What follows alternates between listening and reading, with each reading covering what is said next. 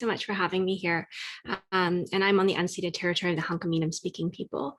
Nous, the royal city, has a deep colonial past, and we have a lot of work to do to uncover whose histories of this land that we're actually on.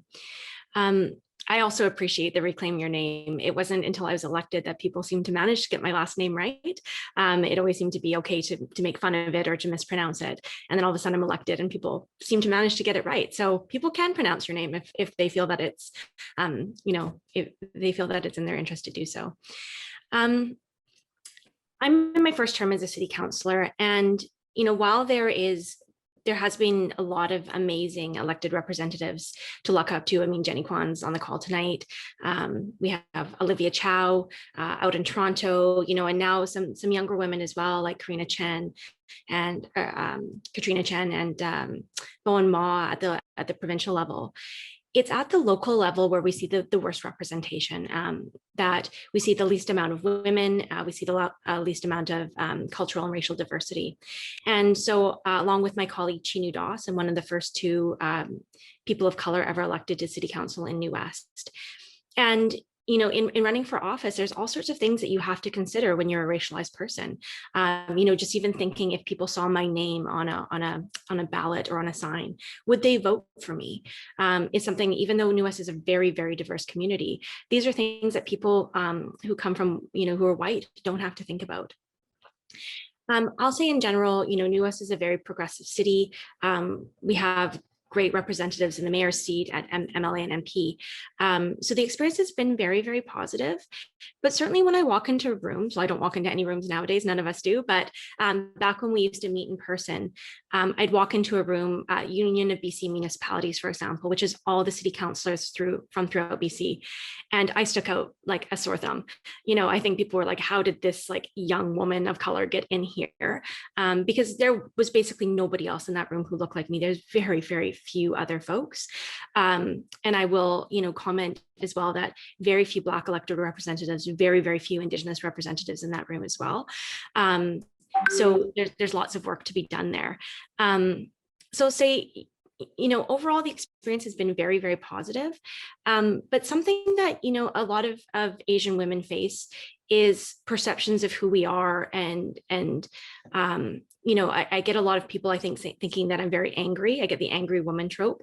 Especially when I speak up about racism, is that people, I get told a lot by people that nobody likes you.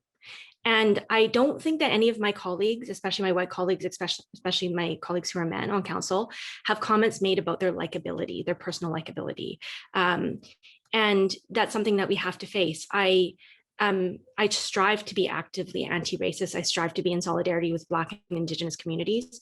I talk a lot about race at council. I talk about gender. I talk about disability. I talk about issues in a way that I don't think we've heard in those council chambers before. And it does make me unlikable. There is absolutely no doubt that if a colleague who is white says something that's anti-racist, it's applause all around. If I say something about racism, people say, why do you make everything about race? Why are you so angry and unlikable? So there's all those things to contend with in reality. And there is absolutely no doubt that it is very, very challenging when you bring all of your identities to a place that is not used to seeing people like you. There's no doubt that it is challenging. I do run a program along with my colleague Trudy Goals called Feminist Campaign School, which is trying to get more people who are underrepresented in all the ways, whether that's people who are low income or renters, because they're also underrepresented on councils, people of color, women in lots of communities, gender minorities. To run for office and also to run campaigns. And we talk a lot about leading with your values, because for me, representation is not enough. There's, a saying that I've heard from Dr. Cornell West or Dr. Kimberly Crenshaw, it's not about more Black faces in high places. And I say that about, Asian communities as well, that it's really about getting elected to interrogate those high places, to interrogate those systems of power that lead to the oppression of all of us, truly. So the Feminist Campaign School is a lot about that. So the value is always that, you need to be actively working on anti-oppression. You need to be in allyship, embedded in community, to be working to uplift those issues. It's not about you sitting at the table. It's not about me sitting at the table. It's about the work that we go there to do that when you're folks like us, it takes more bravery, more courage, and more allies and more community to keep us on track. So really just encouraging folks to make sure that they're solid in their values and they know why they're doing it. Again, just representation is not enough if you're upholding those systems that are going to hurt members of your community. So being sure that you know what you want to do once you're there. I mean, my grandma is quite a delight. She just turned 98 this year. But I also want to uplift some of the younger activists that I see out there as well. There are some amazing young people who are absolutely going to surpass all of us in the work that we're doing and make the world a better place, like Tessa Trong, who is a co-founder of City Hive, a youth engagement organization and climate justice organizer. The people at Hua Foundation, like Kimberly Wong, Elaine Su, they're amazing folks who are doing just great work on doing, work talking to their communities, for example, about like anti-Black racism within the Chinese community. Amazing work, hard work. Yarrow Intergenerational Society, also doing work to support elders with youth.